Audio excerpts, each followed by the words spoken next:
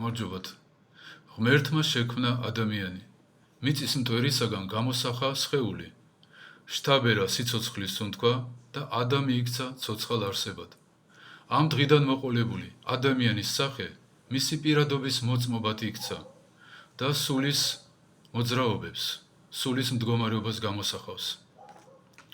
ჩვენს გარშემო არიან ხოლმე ადამიანები, რომლებიც ძალიან ჭკვიანური სახეებით ჭკუას გვარიგებენ, გმოძღვრავენ, გვიქადაგებენ, მაგრამ როგორია მათი სულიერი მდგომარეობა?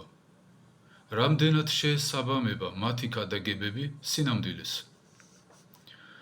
ჩვენ ვიცით, რომ ღმერთი ყველგან ყოფია, რომელი ყოველგან ხარ და ყოველსავე აღავსებ მადლითა შენითა. და ადამიანი მოწოდებულია, რომ იყოს ღმერთის ცოცხალი ეკლესია.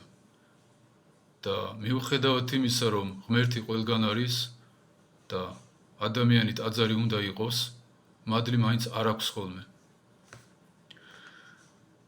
ბავშვობაში რამდენჯერმე დავესწარი ერთი ვითომ ღვთისმეტყველის ქადაგებებს.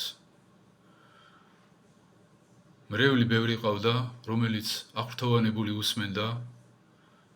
მე კი სულ მიკვირდა, თუ ეს ადამიანი ღვთისთვის შრომობს, თუ ასეთი დიდი მოღვაწეა, მადლი რატომ არ აქვს, მამებს რატომ არ გავს, ფეხბურთელივით ან მოჭიდავესავით რატომ გამოიყურება თქო. რამდენიმე წლის შემდეგ მივხვდი, რაც ხდებოდა. თურმე ეს ადამიანი არასწორად ასწავლიდა. ღმერთმა რო ერთი თქვა, ის სხვანაირად ქადაგებდა. ადამიანები ამას ვერ ხვდებოდნენ, ვერ ხედავდნენ, რადგან არ ჰქონდათ ცოდნა და გამოცდილება. მაგრამ ყველგან მყოფი და ყოვლის მცოდნე ხედავდა იქ რაც ხდებოდა და მადლს არ აძლევდა. ჩვენს გარშემო, ჩვენს ცხოვრებაში, სასწავლებლებში, ტელევიზიაში არიან ხოლმე ადამიანები, რომლებიც ერთი შეხედვით პატივისცემას იმსახურებენ. პროფესორები, აკადემიკოსები, პოლიტიკოსები, ფსიქოლოგები, რომლებიც ძალიან ჭკვიანური სახეებით, დარწმუნებული საუბრით, რაღაც სისულელეებს ქადაგებენ ხოლმე და ადამიანები ამას ვერ ხვდებიან.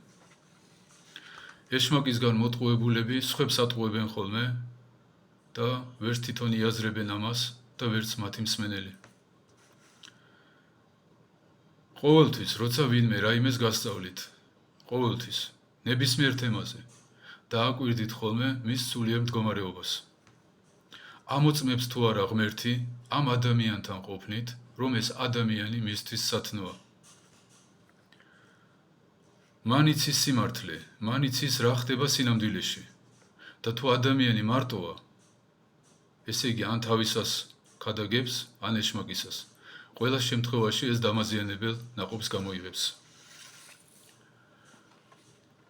თუ ადამიანი ღვთისთვის ცხოვრობს, ღვთის საქმეებს აკეთებს, რატომ არ აძლევს ღმერთი მადლს? იქნება ჩაეძინა და გამოეპარა, ან იქნებს გზაშია და ვერ მოასწრო მოსვლა. რატომ ტოვებს დაცემაში? ესე იგი რაღაცას ხედავს, რასაც ჩვენ ვერ ვხედავთ და როგორც უღირს არ ეკარება. ჩვენ ყველას გვაქვს ხოლმე პრეტენზია, რომ ვართ კარგები, საკმარისად გონიერები, გვამოძრავებს კეთილშობილური მიზნები. მაგრამ ღმერთის მადლი არ ჩქარობს ხოლმე, რომ ჩვენში ანათებდეს. მუდმივად მაკვირვებდა ადამიანური უგუნურება. ადამიანები ესაუბრებოდნენ პატრიარქ ილიას, მერე ესაუბრებოდნენ მაგალითად რომის პაპს ან რომელიმე ფილოსოფოსს და მათ შორის განსხვავებას ვერ ხედავდნენ. ორივე მათგანი ჭკვიანი მოხუცი იყო და აქ თავდებოდა მათი დასკვნები. ვერ იაზრებდნენ, რომ პატრიარქის სულიერი მდგომარეობა ეს არ იყო ჩვეულებრივი მდგომარეობა, რომ ღმერთი ამ ადამიანთან ყოფნით ამოწმებდა, რომ ეს ადამიანი და მისი საქმეები მისთვის სათნოა, მოსაწონია, მისაღებია. როგორ გავარკვიოთ, ვინმე ადამიანი გვატყუებს თუ არა? უნდა ვიყოთ თუნდაც მინიმალურად მოღვაწეები, თუნდაც ოთხშაბათი პარასკევის მარხვის დონეზე, და თუნდაც დილა საღამოს ლოცვების წაკითხვის დონეზე. მიღებული მადლი დაგვანახებს, ვინ მოქმედებს ამ ადამიანში.